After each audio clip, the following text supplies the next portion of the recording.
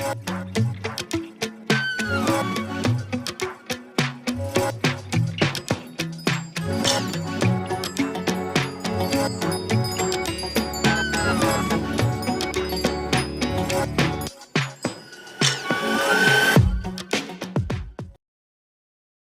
करीम नबी अजीम सल्लल्लाहु अलैहि वसल्लम रहमतुल लिल आलमीन और एक रोल मॉडल है।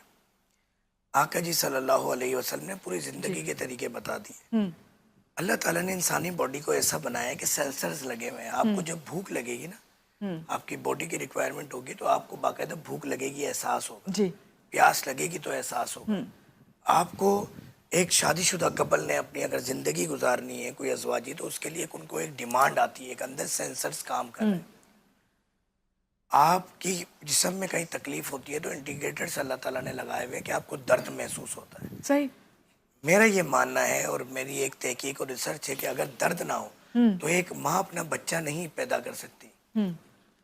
दर्द ना हो तो ये नहीं पता चलेगा कि दिल में 2-3 इंच अंदर आपका दिल को क्या हुआ है, आपके फेफड़ों को क्या हुआ है, आपके किडनी को क्या हुआ है, आपके लीवर को क्या हुआ है, आपके स्टमक, आपकी हड्डी टूटी है, कहाँ इन्फेक्शन है, जी। ब्रेन में क्या चल रहा है, कान में क्या चल रहा है। तो ये सब अल्लाह ताला की नेमतें हैं, सेंसर्स है।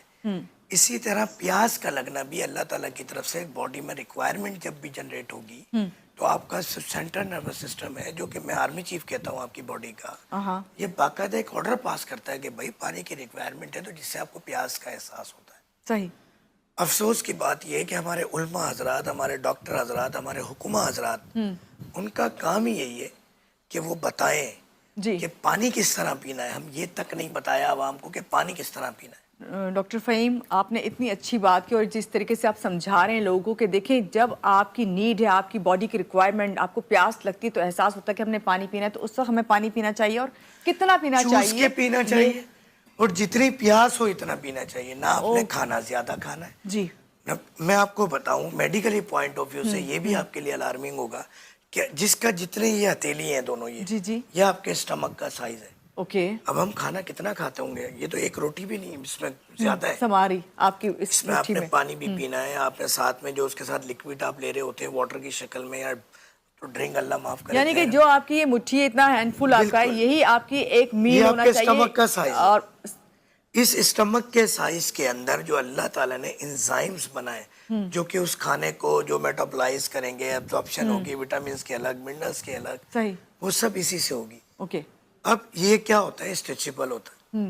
अब आप इसको ज्यादा खा के बड़ा फुला तो लेते हैं, मगर इसमें जो केमिकल है वो उसकी लिमिटेड वही एक मिकदार है कुदरती तौर पे जो रिलीज होनी है। सही।